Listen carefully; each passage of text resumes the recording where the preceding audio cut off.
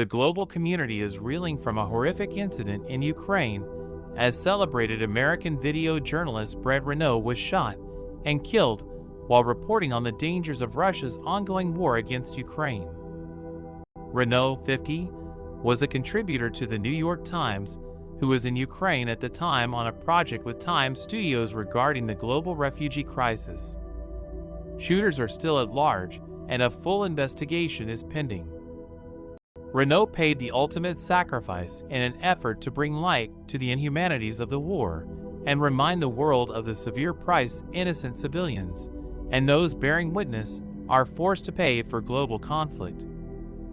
His colleague and brother, Craig, won a Peabody Award for their Vice News documentary Last Chance High, which was praised for its frank approach to the struggles of inner-city school children afflicted by severe mental illnesses.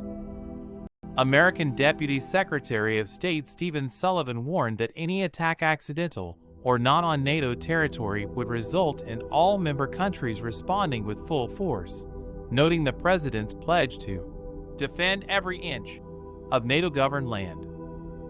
The same sentiment was shared by Carlos Martinez de la Serna, program director with the Committee to Protect Journalists, who stated the death of Renaud was an unacceptable violation of international law and demanded justice for the criminals responsible.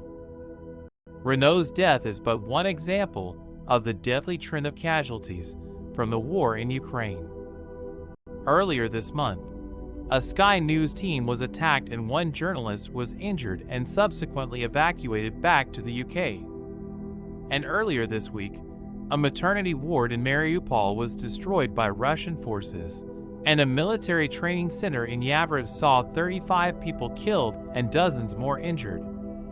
Renaud's sacrifice serves as a reminder of the everyday risk and danger journalists in conflict zones face. It is essential that these brave individuals be allowed to do their jobs and share their stories with the world in safety, and the full force of the global